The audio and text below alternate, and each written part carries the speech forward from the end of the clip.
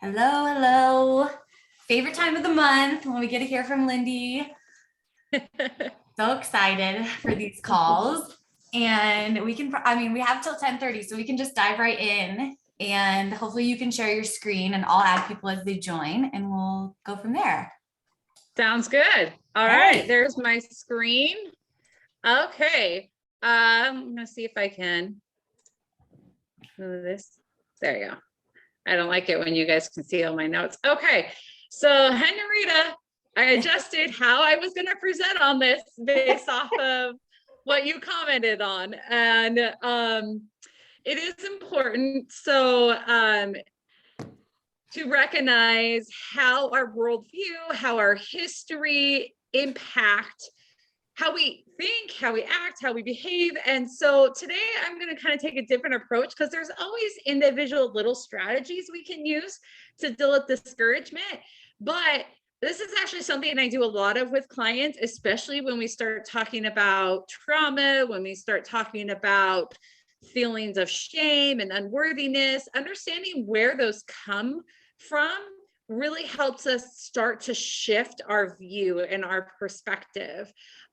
So I'm going to talk a little bit about our worldview and how that impacts how we handle discouragements, because we all have discouragements.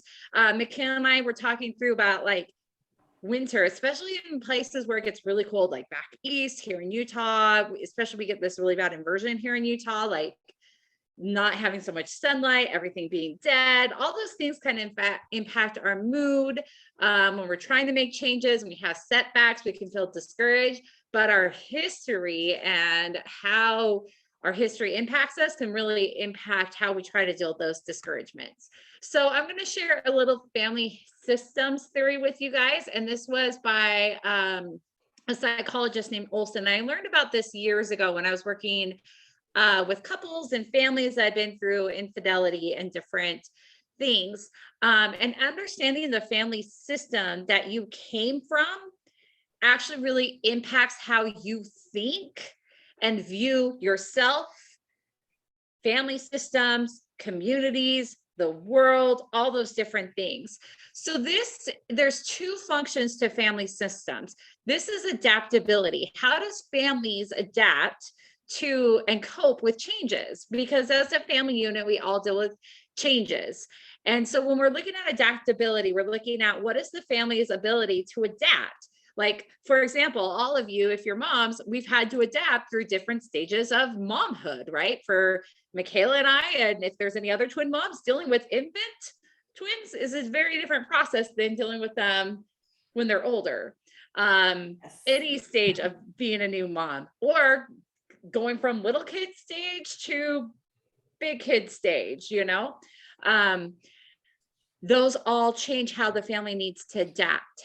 So these two extremes of either chaotic or rigid can create a lot of dysfunction, and they have a bigger struggle dealing with change. So rigid is very, very strict. Everybody's home by 7 p.m. Everyone's sitting at the table eating dinner. No one speaks unless dad asks them a question. Everybody knows exactly what time things happen.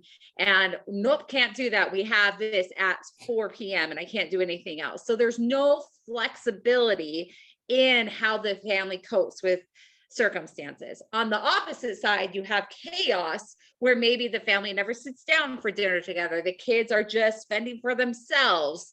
I noticed last night when I was putting my kids to bed, my daughter had grabbed, I think, like 10 string cheeses, and they were on her bed because I had taken, My sons did a Baby Bell cheese fight in bed last 2 nights ago. So maybe our kids are on the same wavelength, like 30 Baby Bells. Yeah, I had taken Ben to soccer practice, but soccer practice from like 6 to 7. So it was right at dinner time, and dinner doesn't function right if I'm not here. So, so that's kind of like chaos. There's no structure. There's no predictability. Everything bends and shapes depending on the mood.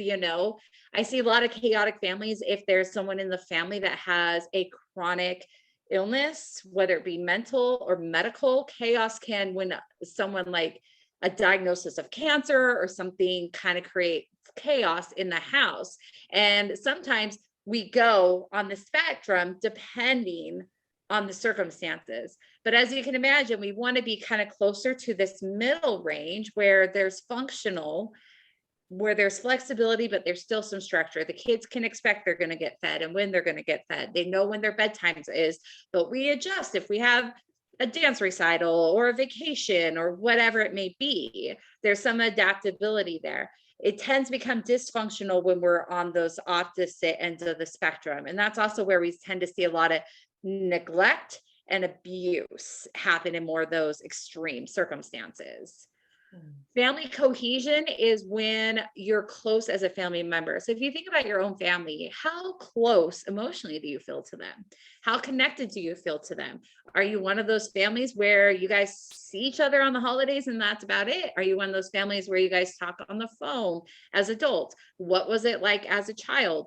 Was there an allowed ability to be an individual, or did you have to do X, Y, and Z because dad played X, Y, and Z, right? Dad played football, so I played football. Mom played volleyball, so I played volleyball. Enmeshment is when people are kind of like all on top of each other, right? And I'm sure some of you have integrated with your spouses and other families. I definitely see this play out like, whoa, my husband's family functions very differently than my family. Yeah. You notice probably those enmeshments a lot more. Yes. Yes. But then you also notice the disengagement too, where people don't know what's going on. Someone gets hurt, no one's calling to check in, right? Like someone's sick, they're kind of just off dealing with their own. Everyone's doing their own thing. So enmeshment can be, you can be very chaotic and very enmeshed where there's no structure, that everybody's on top of everybody's business. If something happens, Michaela, every single person in the family knows about it. And everyone has an opinion about it, but no one's actually helping Michaela with it. Yeah. So these systems, so the goal is to kind of be in the middle, because these systems really impact how we end up viewing the world, viewing yourself, and viewing our future.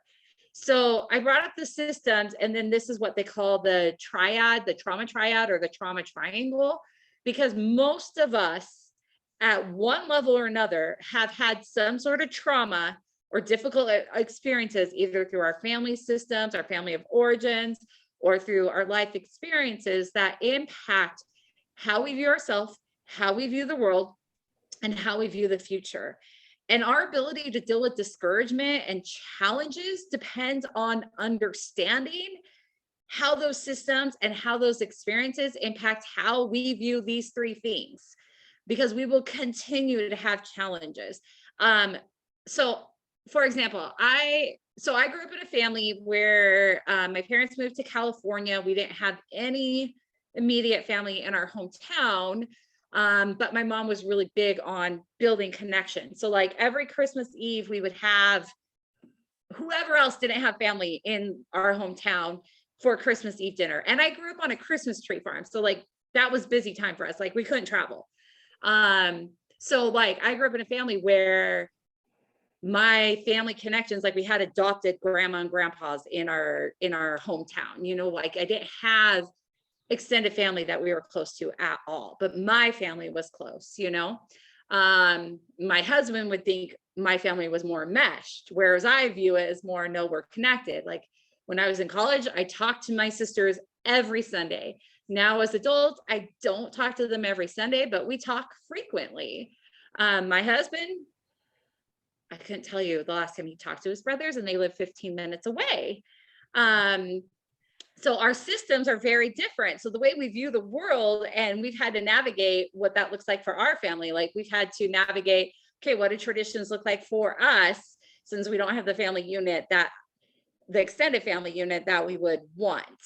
So that can be traumatic. It was actually a little traumatic for me to move away and not be able to connect with my family as much. And I had to shift my views, not only about myself, but my views about future, meaning what do holidays look like? Instead of these huge, big gatherings, they now become very small, intimate, but they're very meaningful to me, because they're small and intimate with just our immediate kids, and we do some really cool things. But it shifted. That was traumatic for me going into my marriage and kind of learning and understanding that shift. So viewing yourself, understanding those systems that you grew up with and how it functions in your current life is a very important part of navigating building resiliency and navigating how you deal with discouragement and changes in your life. Any questions or thoughts about that? I feel like it probably happens at different times for different people with like different, relationship dynamics and just different life events. But it seems like at some point in your life, you go from doing what you've been doing and not really giving it much thought to like having a moment like for you, like that moving maybe, where you have to really sit down and think, what are we doing? And like, what's actually working? And what do we want this to look like? And I think that's like probably very challenging especially in a relationship, but also really cool to be able to like decide and be intentional with all of those things. I feel like also it's difficult for me that has lived abroad for many years and like away from family. I remember my first move, that was just within Norway, but I also remember I was 20 and that was really hard for me the first 6 months to move away from family. And also, I have a twin sister, so that was hard. But then you get over, so I feel like I'm really close to my family, but I don't speak to them every day, far from it. We have a Facebook group that we're talking, but I feel like it's being close doesn't necessarily mean being contact all the time. So that is also something that I value a lot. I know that we're a close family, but we don't need each other all the time. And I think that's quite nice. And, moving back to Norway, I'll really look forward to having the opportunity to see each other more. But it has also given me a real appreciation of my whole family being away for so many years, because I have always known that someday I would want to be able to be with them more. So I think sometimes just getting away from something that has been the normal can be healthy, because you can get new perspectives. Yeah. Let me give you an example. So a family system that maybe is really enmeshed, but maybe they're chaotic, right? They don't have scheduled meal times. They don't have favorite meals. They watch, TV while they're eating.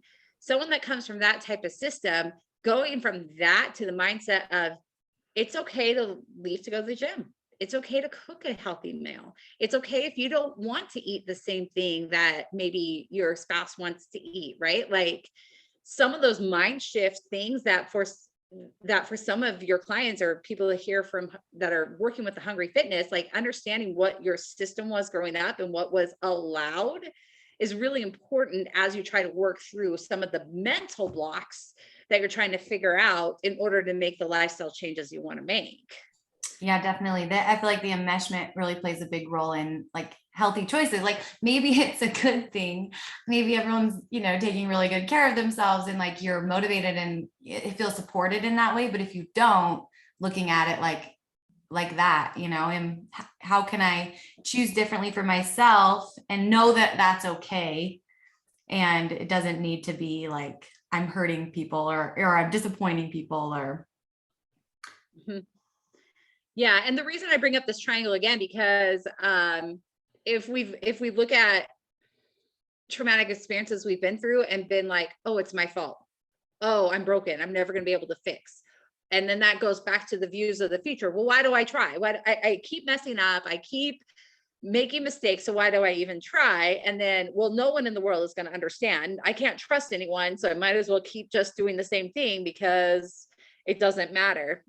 So those really impact our ability to kind of like transition through, because the systems and the traumatic experiences can alter our assumptions we make about the world, about communities, about people around us, about ourselves. And so often we think about how it just interacts with ourselves, but how understanding how the community and the world have impacted how we feel and think can then help us change how we interact with our environment. Like Michaela said, oftentimes we all go through a life stage, oftentimes between our 30s and 40s, when we go, wait a minute, why am I doing what I'm doing?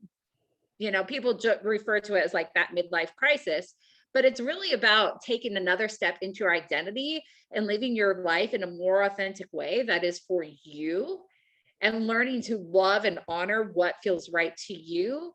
But you learn some of that because you start to recognize not only your own thoughts and feelings, but communities you've been in, family systems you've been in, so how we think, feel, and act really are altered and based on those systems that we grew up with. And that's why a lot of therapists and a lot of therapy talks a lot about childhood. And I have people that come in and are like, I don't want to review every single thing about my childhood.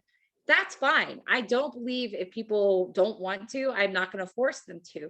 But oftentimes it naturally ends up coming up as you start trying to look at, why am I thinking this way? Why am I feeling this way? How do I change it? And when you start to look at that, then these bigger pieces of things that are bigger than just you come into play.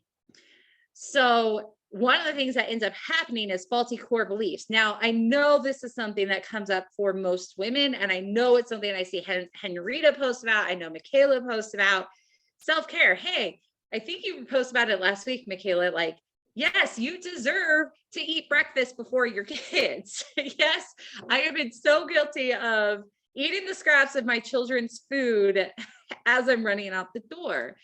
But sometimes that core belief of everybody else has to be taken care of first stems from those family systems, or from community systems, or families of origins, or ways that we were raised.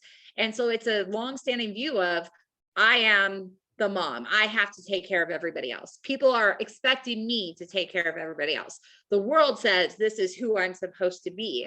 And so a lot of our faulty core beliefs come from this core feeling of fear of, I'm helpless, I'm unlovable, I'm worthless.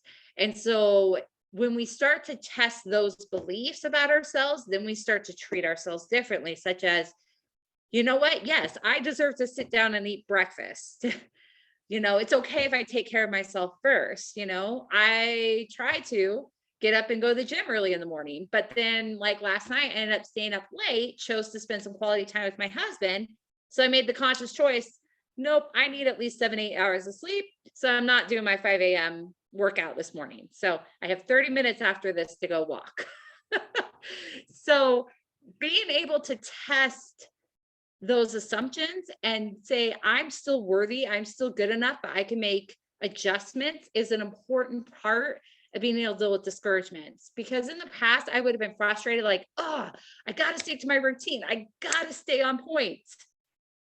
But now I've built some flexibility in that thought process, that I'm still worthy, I still enjoy exercise, I'm still trying to drink my water and get some sunlight. But it's okay. I chose not to go to the gym this morning because quality time with my husband last night was important to both of us.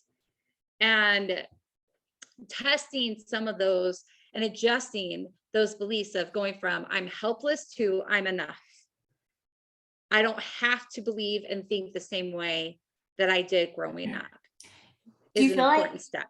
do you feel like, Lindy, like on those ones, especially when I feel like when it comes to health and fitness goals, and habits, like for me, if I'm choosing to miss a workout, I never think, oh no, like I'm failing myself as with my healthy lifestyle. I think of things in the same spectrum as you do.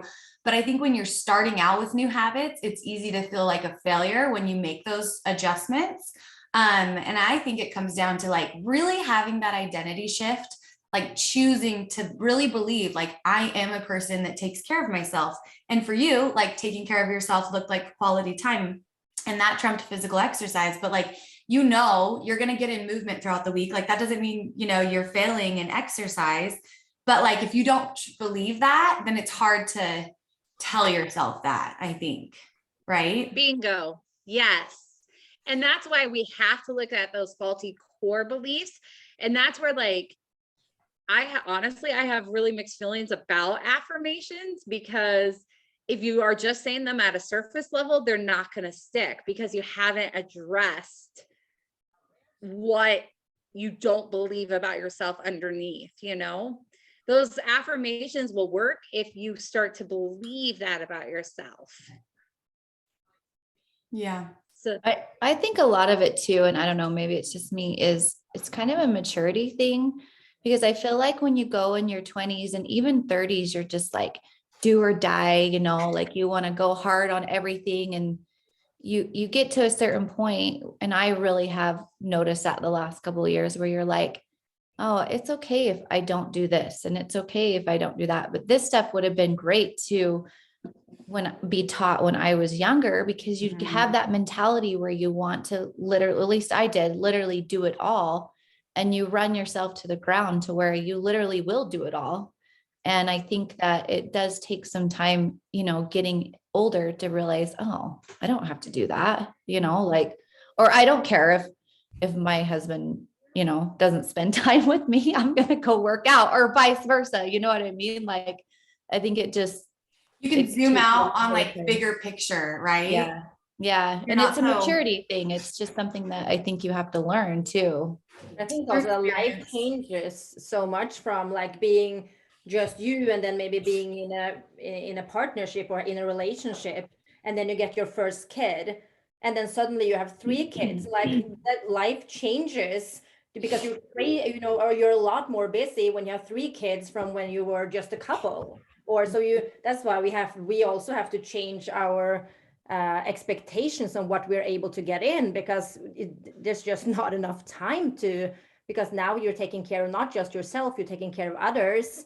And if you will be able to take care of others for your whole life, you have to take care of yourself as well, but now you have to fit it all in, so the expectations needs to be different. So that's a really good point. And also, like Autumn, what you were just saying is some of that you've learned with time and maturity, going back to our past experiences, our family systems, our the way we were raised, both in our community, school, family system. Like Henrietta, if there was really, like, for example, like people I know that went to like really, really prestigious schools, right? Like I know someone that went to a very, very prestigious school. Expectations were very, very hard. Sometimes those type of people might have a harder time adjusting the expectations because they've always had really, really like rigid expectations, and the adaptability ability wasn't as high. So then guess what? They have a lot of anxiety when they're not meeting their own expectations and life has gotten too overwhelming. And that's when we start examining all of the history and how that's impacting their difficulty now with being able to adjust to the here and now. So you're right, like being able to adjust our expectations, being able to have some self-compassion for ourselves is so important. And like Michaela said, having that identity of like, this is a lifestyle for me. It's not black and white, but yeah, that's why trying to go from a place of you're not helpless, you're not unlovable, you're not worthless, to I am worthy takes a lot of time and examination. But a lot of people are starting in that stage into their 30s and 40s of wanting to examine that and realizing, like Autumn said, like you can't do it all. Our ability to do that is we can't do it alone. And we got to know ways that we can build that resiliency. So the ways we can start to adjust our worldview, I've been doing this with the couple. I gave them this survey and we kind of looked at their past experiences and how it impacted their worldview. And we kind of identified like their worldview. And actually there's also a cool book called oh my gosh, I'm totally going to blank on it. It's about optimism, learn optimism. And it's this idea that optimism isn't a like personality trait. It's actually a learned behavior of a perspective and how you take perspective on things. It's a really interesting book. So like this couple and I have been doing couples therapy focused on, this is your worldview. This is your worldview. How does that impact how you guys see things differently? How does that impact how you guys fight and how you guys make adjustments? So recognizing that in yourself and in your relationships can be a really helpful place to try to deal when things get overwhelming and discouraging. Recognizing what some of your faulty core beliefs are and where they stem from isn't about blame. It's about understanding, and it's about opening up perspective, and it's about understanding how you got to where you are and how you want to change it in the future. And that is important. And also there's people that may or may not need to, but there are a lot of people that really do need to identify and work through some traumatic events and memories that have a negative effect on how you think, feel, or act. And if that is you, I would encourage you to seek out some therapy and some counseling if there's things that you realize might still be having a pretty big negative impact on how you're thinking and feeling about your current environment and your ability to deal with current difficulties and situations. And the goal with all of this is to help you move to that place of being able to adapt well when there is adversity, when there's trauma, when there's tragedy, when there's significant sources of stress, that you can adapt to those difficult circumstances. And for all of you, like, I know you guys are noticing and learning from the Hungry Fitness team, the value in making healthy lifestyle choices, sleep, exercise, healthy diet choices. And the more adaptable we are, when we have stressful situations, the easier it is to start to cling to those little habits that really give you the strength you need to deal with the stressful situations. Kid you not, guys, when I have a client come in with trauma and with the immediate stress, the first things we're reviewing are, how's your sleep? What are you doing for your nutrition? And what kind of movement are you getting? And that is literally where I start with clients that are coming in for mental health trauma. I start with that because that gives you the source and the ability to adapt and deal with those stressful things. So the last thing is that will help you look at current values. How do you adjust your living to those values? I have some great worksheets that I'll probably post one of them on the app that you guys can look at after this call, that gives you like a huge list of all these values and this idea of how do you learn and live more according to the values that you're now finding are important to you. And that also helps you learn from the past, and it helps you adapt and be able to deal with difficulties and discouragement in the future. So I'll send this to you too. Sean Aker wrote the book, The Happiness Advantage. I think one thing when we're looking at how do we adjust expectations, how do we try to change some of our faulty core beliefs, is practicing intentional gratitude is so important. There's a really good TED Talk he did, but these 5 habits were clinically and proven through research to help you be more grateful and help wire your brain to think more positively. So I think that's a good first step in helping you try to navigate, how do I go from this place of I'm bad or everything I grew up with was crappy, to how do I start to increase my own happiness? So that's one suggestion of ways you can start to shift from what's happened to you in the past to practicing more gratitude and living your life more in line with where you want to go. So that's all I have. I feel like that was a lot. Any final questions or comments? It's really interesting. Yeah, I feel like we could probably talk about that all day and like get way more in depth on each of them, but that's helpful to look through. And I think the worksheets would be really helpful too for application. So I'm excited to see those and like see how we can apply it. But I think on the gratitude piece, I know for me, like anytime I feel anxious or sad or depressed, like walking and a gratitude journal can get me so far. To just feeling a sense of like, okay, I'm good. You know, there's other things that I do, but I feel like those 2 things like always give me some perspective. So I like that you kind of added that in there, because I really feel that even as simple as Sam sent us all this gratitude journal and it's just 3 questions. So it takes like a minute to fill out. And at the end of doing that, it's like, okay, yeah, I have so much, no matter what, I have worry or stress or, different things that are going maybe not how I want them to, like taking that just a couple minutes to remember a few things you're grateful for, like really grounds you. So I think too, really quick, something to point out that I feel like helps when you're running into kind of like a self-pity situation is service, having service towards anybody else. I think that really helps with finding your own gratitude. So that's something we try to work on as a family as well. Yeah, for sure. That's a great example. Yeah. And so if anybody, like, I love that you guys post questions on the app. When I was running a group, we did this exercise, and the group every day for almost a month, every day at the end of the day, they would write down and report to each other through like via a walkie-talkie app. At the time it was called Leadbox or something. And it was one of the most amazing experiences to watch. I was working with men and to watch the change of them practicing gratitude. And they said it was also really helpful to report to each other what they were grateful for that day. Because those, like you're saying, Michaela, those that were feeling stuck, hearing what other people were grateful for helped them start thinking that way. And it really helped shift.